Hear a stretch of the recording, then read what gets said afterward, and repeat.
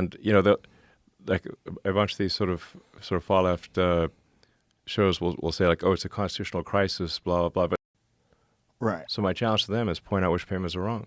Yeah. Go Like, through it. which of these sort of waste/fraud things are wrong? Which line? Explain that line to the public. They won't Right. be able to. Right. Yeah, that's why you're not hearing any specifics. You're That's hearing why no anecdotal specifics. stories about mothers But starving. we can name the specifics Yeah. line by line. And We got the receipts. and here's the other thing. If We you're post the receipts. and if you're only talking about the propaganda Yeah. talking points and you're not talking about the very clear fraud and waste, Yeah. it's very obvious what you're doing. Yeah. You're just gaslighting.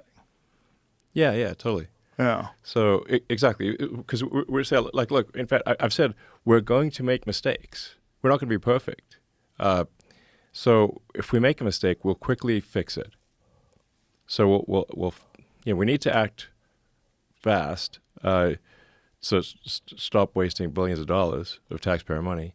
But if we make a mistake, we'll reverse it quickly. Right. So. There's also this Just- interesting narrative that you shouldn't have access to this Social Security information, as if no one's had access to it before, as if the Biden administration in 2023 there was like 53 people, some of them were students, that had access to all this stuff. Yeah. As it is, there are tens of thousands of federal employees that have access already to the system. Anyone from DOJ has to go through the same vetting process that those federal employees went through. So it's not like some unvetted random situation. If, for example, there's a security clearance needed, the DOJ person has to have that same security clearance. So there's no reduction in security.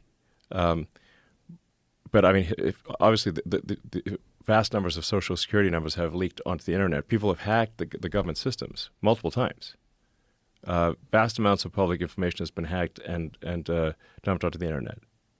So, there's a guy at the IRS that leaked 500,000 tax returns just a few years ago. On purpose? Yeah. For what reason?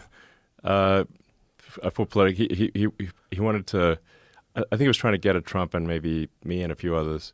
But he stole like 500,000 tax returns.